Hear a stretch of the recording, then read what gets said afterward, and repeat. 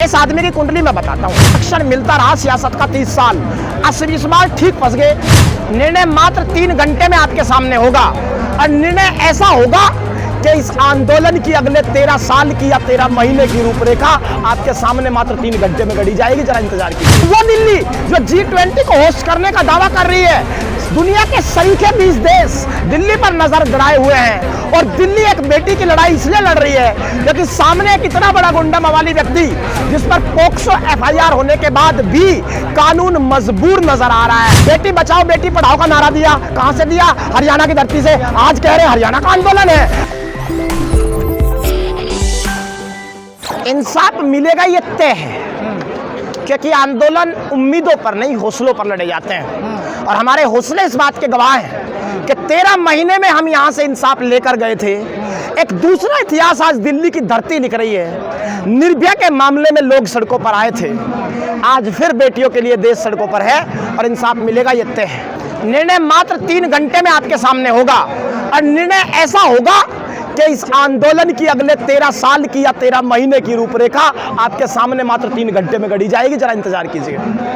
गिरफ्तारी की मसला है, गिरफ्तारी क्यों नहीं हो रही है? सवाल यही है कि जिस व्यक्ति पर पोक्सो के तहत FIR है, उस वक्त वो दिल्ली जो G20 को होस्ट करने का दावा कर रही है, दुनिया के सरीखे 20 देश दिल्ली पर नजर गड़ाए हुए हैं और दिल्ली एक बेटी की लड़ाई इसलिए लड़ रही है क्योंकि सामने एक इतना बड़ा गुंडा मवाली व्यक्ति जिस पर पोक्सो FIR होने के बाद भी कानून मजबूर नजर आ रहा है। कौन सा संरक्षण इस व्यक्ति को मिल रहा है?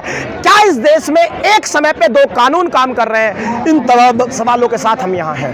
लेकिन अनुराग ठाकुर कह रहे हैं कि जब FIR हो गई है तो कानून पे भरोसा करके बेटियों को घर जाना चाहिए। देखिए, हमें लगता है अनुराग ठाकुर की एक बात को मत उठाइए, आज सारी बातें उठा लेते हैं। अनुराग ठाकुर जनवरी में इन बेटियों के पास आए थे, उन्होंने भरोसा दिया था कि कमेटी कार्रवाई करेगी।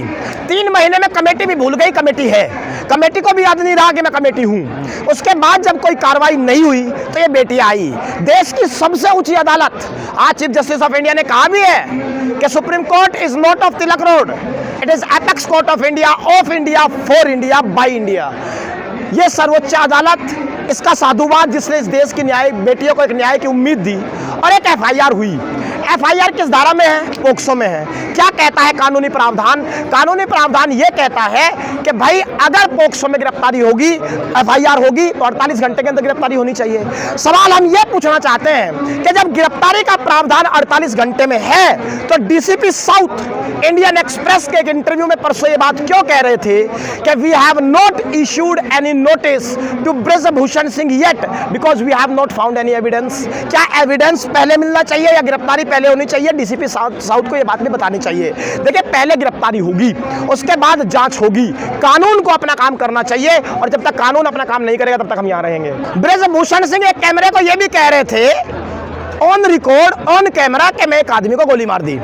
इस आदमी की कुंडली में बताता हूँ। यह आदमी 1991 में पहली बार सांसद बना भाजपा के टिकट पर। उसके बाद पंडित सिंह जो सपा के एक मंत्री थे, इन्हीं के साथ रहते थे, 93 में आगे कुछ खटपट हो गई। पंडित सिंह ने एक केस इन पर किया और कहा कि मुझ पर 20 गोलियां एक साथ दागी गई।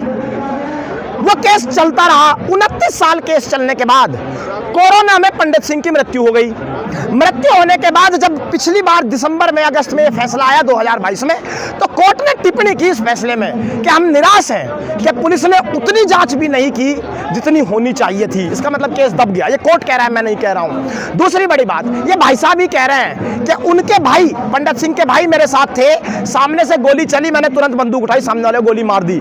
इसका मतलब ये तो यही कबूल कर रहे हैं, ये खुद ही कह रहे हैं कि मैं अपराधी हूं, खुद ही कह रहे हैं बाहुबली हूं। फिर भी सजा नहीं हो रही है। सवाल यही है कि इस आदमी के सामने 30 साल इस देश की सियासत नतमस्तक रही। ये किसी का सगा नहीं।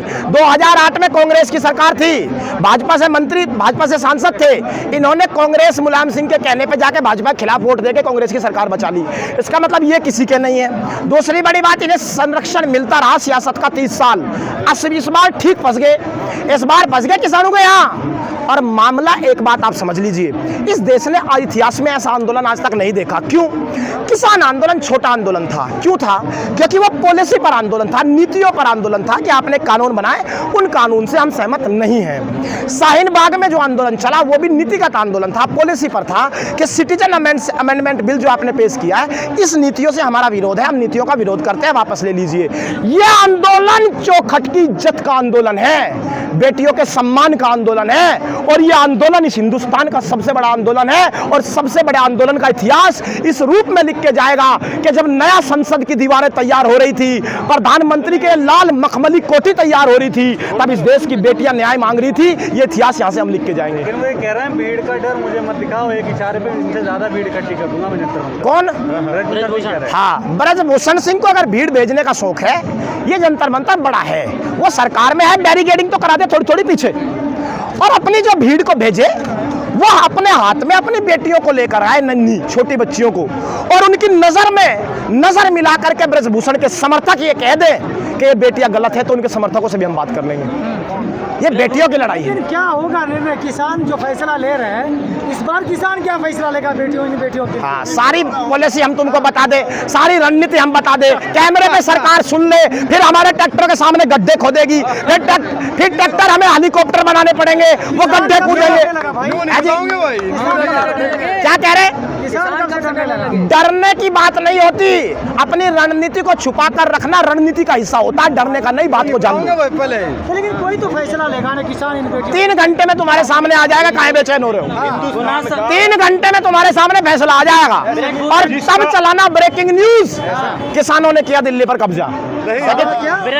इसी तरह की न्यूज इस देश में चलती है ना, गांधीवाद के रास्ते पर हम आएंगे। सरकार को फिर कौन जो बोले हम नहीं धमकाते, धमकाती मीडिया है, गलत हेडलाइन चला करके। गांधीवादी के तरीके से हम यहाँ आते हैं और तुम हेडलाइन चलाते हो दिल्ली पर किया कब्जा। क्यों भाई? दिल्ली हमारी नहीं थारी। अरे दिल्ली हमारी है, हमारा घर है, हम आएंगे। देश की राजधानी है, लेकिन आप तो देश में ही होंगे, हम पाकिस्तान से हैं। देश की राजधानी, हम देश से बाहर हैं। जो मोदी जी भूषण ये कह रहे हैं विरोध करता है। हाँ, ये ठीक बात पकड़ ली। वसीम बरेलवी बहुत पहले कह के चले गए, बात को समझना।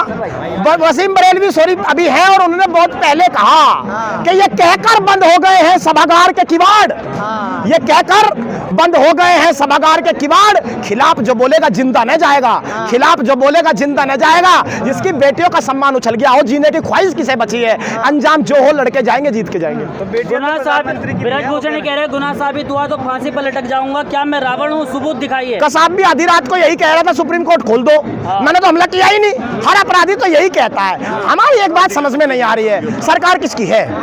इसी आदमी की है। सरकार का आदमी तो है नहीं है भाई, भाजपा का आदमी तो है। सरकार को छोड़ो, तुम पार्टी का आदमी है। अरे यार, इतने बड़े युग पुरुष पर इतने बड़े अपराध हैं, सरकार तुम्हारी, शासन तुम्हारा, तुरंत जांच क्यों नहीं कराते? 8 दिन में दूध का दूध, पानी का पानी करके खत्म करिए बात। प्रधानमंत्री भी तो कह रहे हैं, जैसे आप किसान कह रहे हैं कि मेरी बेटी है, प्रधानमंत्री भी तो कह रहे हैं कि मेरी बेटी है। हाँ, प्रधानमंत्री की भाषा जनता को देखकर बदलती है।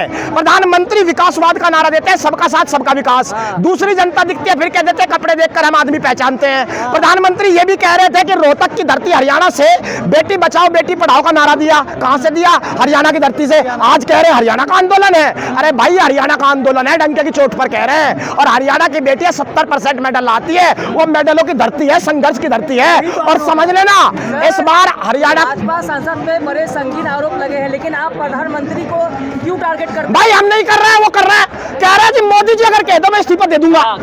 मोदी जी को कौन लाया बीच में? एक अपराधी को इतनी हिम्मत किसने दी कि अपने अपराध को छुपाने के लिए प्रधानमंत्री का नाम की चादर ओढ़ ले? किसने हिम्मत दी है? प्रधानमंत्री मजबूरी क्या हो सकती है बताइए? है जी, हाँ मजबूरी बताते हैं। इस आदमी के 50 कॉलेज चलते हैं अयोध्या से लेकर सरवस्ती के बीच में। 1000 करोड़ का है ये आदमी। और इस आदमी का क्योंकि 6 बार का सांसद है भाई, जनमत से नहीं चाहे डरमत से जीता हो, जीता रहा होगा, तो एक सीट क्यों खराब करना प्रधानमंत्री चाह रहे हैं? शायद यही मजबूरी रही होगी, बाकी और कोई मजबूरी तो हमें समझ में नहीं आती। इसमें क्या लग रहा है भाई, जो महिलाओं के जो भाई मेडल आए खिलाड़ी महिला, उस मेडल पर वोट बैंक भारी पड़ रहा है क्या? क्या शब्द हटा दो, क्या शब्द हटा दो। भारी पड़ रहा है, इसीलिए तो इस देश में कानून मजबूर हुआ खड़ा है एक आदमी के सामने। भाई हम कोई, मुझे बताओ, हम कोई गलत मांग कर रहे हैं? हम ये कह रहे हैं सिर्फ कानून लागू करवा दो। और कानून क्या कहता है? कानून ये कहता है पोक्सो एक्ट की धारा में 48 घंटे के अंदर गिरफ्तारी का प्रावधान है। कानून गांव के लिए खड़ा है, कानून नतमस्तक क्यों है पता नहीं। अच्छा, इधर कर्नाटक में बजरंग बली और केरल हाँ